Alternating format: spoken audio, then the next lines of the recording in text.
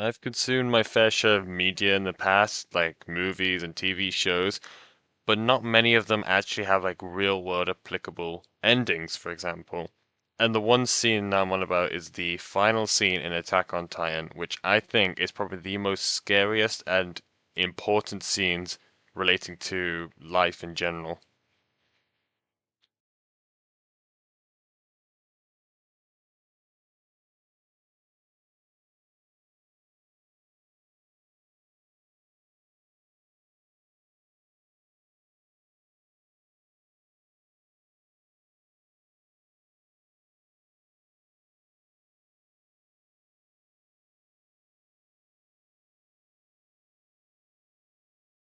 I'm not going to go into like a bunch of politics or anything like that, but I think if anyone wasn't a Patrick Star living under a rock right now, they'd understand what's going on in the world right now.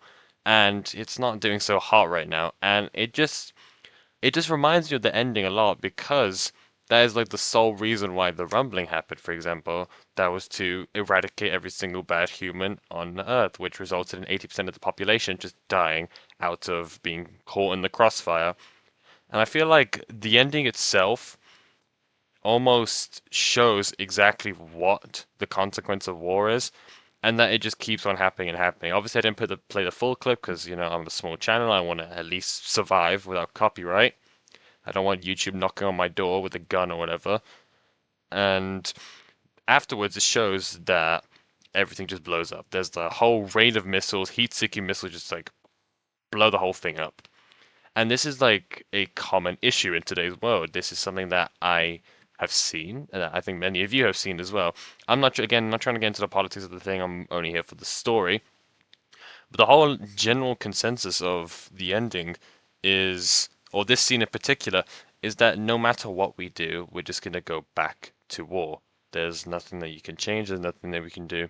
And it's a sad truth in a sense that many people around the world are just dying at the sake of two people, one people, three people, even not even their own free will can save them, not even their own like intelligence, their determination, their goals, their lives, their dreams, their family, nothing. It's all irrelevant in the moment. All they know is that a missile or a bomb is heading their way.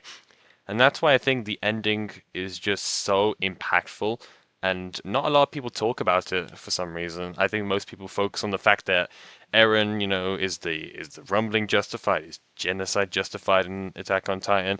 But they just gloss over the fact that Attack on Titan is quite literally a direct representation of war and a direct representation of humanity as a whole, which I think Isayama was probably going for. I'm not really was it a telepathical guy? I don't know what the term is, fortune teller, and I don't really know what's in the mind of him, but I have a feeling that's kind of what he was trying to go for. I have a strong feeling he wanted to direct most of the kind of general idea that it was never about the Titans, it was strictly about the humans, as you can see, like, for example, with Marley.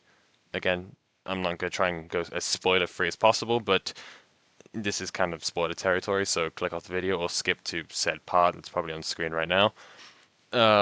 So yeah, regarding Marley, Marley is again, direct representation. I keep using that word a lot. I have no originality. A direct representation of many countries in the world, which I will not name. Now, enough for all the sad stuff and the sappy, depression, emo stuff about our world. Let's actually talk about the Attack on Titan world itself. The ending is also a good representation of Eren and how his attempts of freedom are quite futile in a sense that it just would never last. And it's a bit to the human side, but that his attempts of freedom will never ever be truly true. He will never be free. He's a slave to freedom. You've heard this all before, yada yada yada. But also that the ending also shows why fundamentally, that the rumbling was flawed. And that's because of what happens right after. Humans just completely forget about it. The people of Parody completely forget about it. People of Marley completely forget about the rumbling like it never happened. It's probably like chucked away in a binder somewhere in a history book, never to be seen again. And that kind of ties into remembrance in a way that I, I highly doubt Eren wanted to be remembered. He just strictly just wanted to be free and freedom to do so. I guess in a way, remembrance is almost kind of natural. It's, happens when stuff like that happens, like a full-scale genocide or whatever in terms of the rumbling. But it also links to humans as well. We all want to be remembered in the future. We are afraid of that. And I feel like that's a key factor that really amplifies the ending, if at least for me, I feel like. And so, yeah, that's all I have to say, really.